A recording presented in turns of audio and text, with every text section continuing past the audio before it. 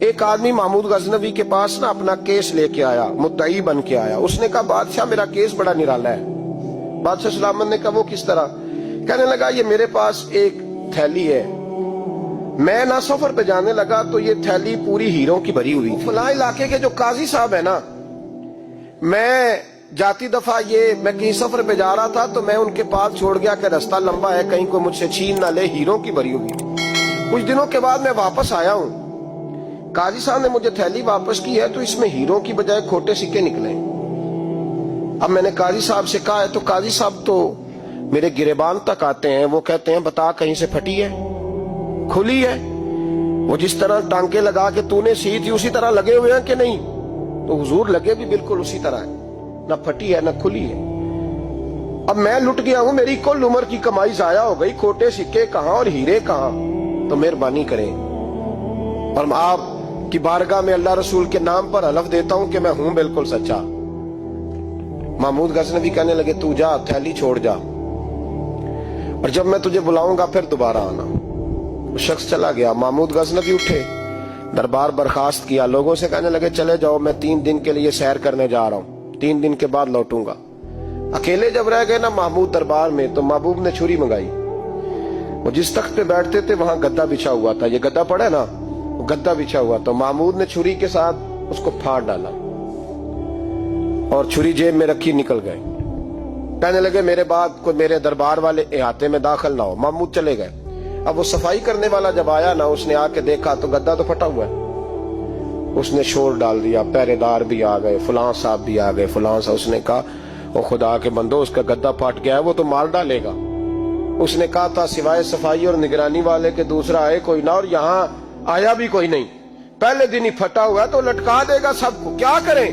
شور ہو گیا، سارے دربار کے ملازمین اکٹھے ہو گئے۔ ایک بندہ بولا، کہنے لگا فکر نہ کرو، میں کیسے بندے کو جانتا ہوں، اس طرح سیے گا کہ جس نے پھاڑا ہوگا اسے بھی پتہ نہیں چلے گا کہاں سے پھٹا تھا، ایسا بہترین رفو کرے گا کہ پتہ بھی۔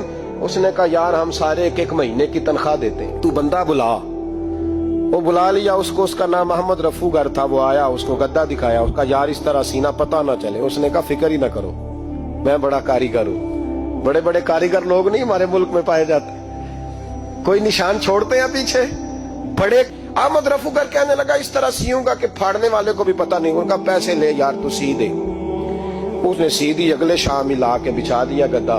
تیسرے دن بادشاہ سلامت آئے، آ کے پہلی نظر گدے پہ ڈالی۔ اس نے بلایا سب ملازمین کو، کہا کس نے سیا ہے؟ کہا جناب کیا ہوا؟ کہا یہ پھٹا ہوا تھا۔ کس نے؟ کہا نہیں پھٹا ہی نہیں۔ وہ کہنے لگے بنو بات، میں خود پھاڑ کے گیا تھا، تو بتاؤ صحیح سیا کس نے ہے؟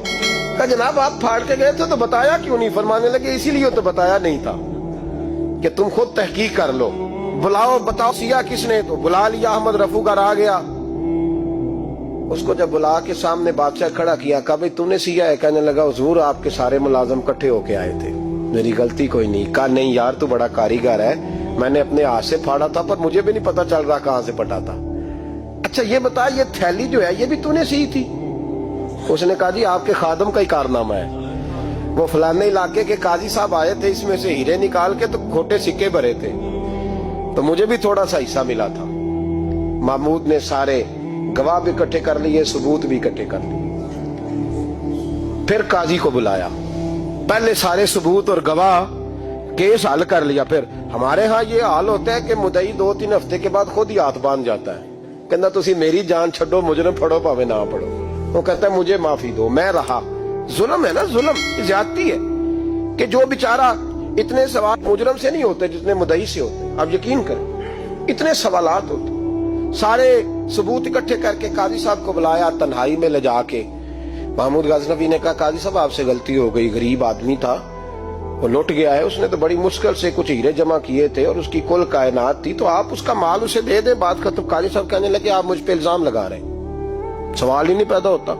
آپ میری داڑھی دیکھیں، آپ میرا اعزاز دیکھیں، دنیا جانتی ہے میں اس کا۔ قاضی صاحب انسان بھول ہی جاتا ہے، بندہ بھول جاتا ہے، غلطی ہوگی، مال نے کہا نہیں سب۔ کہا میں تنہائی میں پوچھ رہا ہوں، میں اس وقت پوچھ رہا ہوں جب دوسرا موجود کوئی نہیں، آج توبہ کر لے، میں کچھ نہیں کہوں گا، تو میری زبان پہ اعتبار کر، تجھے پتا ہے میں جو کہتا ہوں اس پہ عمل بھی کرتا ہوں، باز آ جا۔ پر قاضی نے کہا نہیں میری غلطی کوئی نہیں، महमूद ने फिर भरे दरबार में बुला लिया।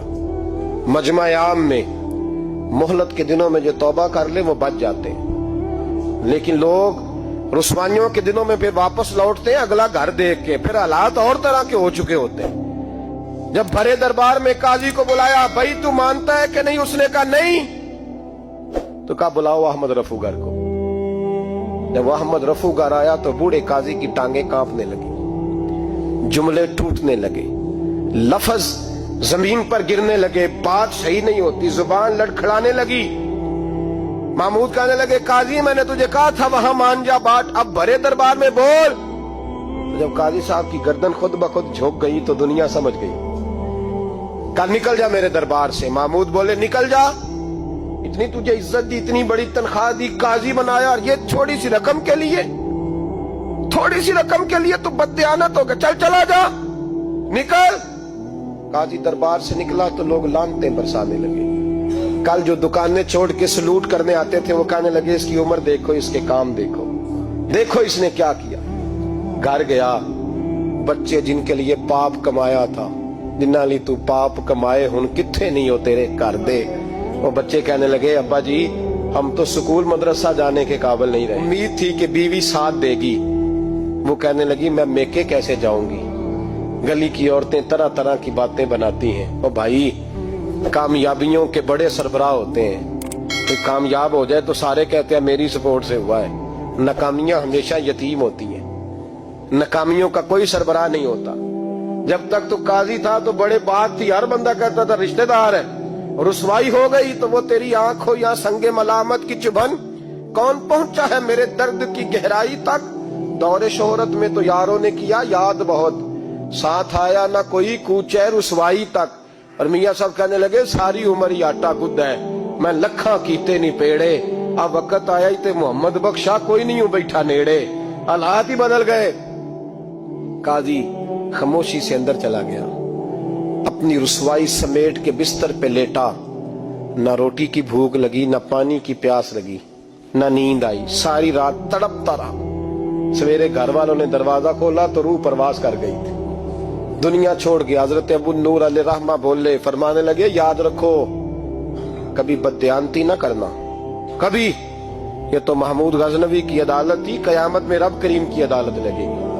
और फरमाया वहां तो गवाही देने वाला अहमद रफूगर था, कयामत में तो तुम्हारे अपने हाथ पैर गवाहियां देंगे, हमारा अपना वजूद गवाही देगा।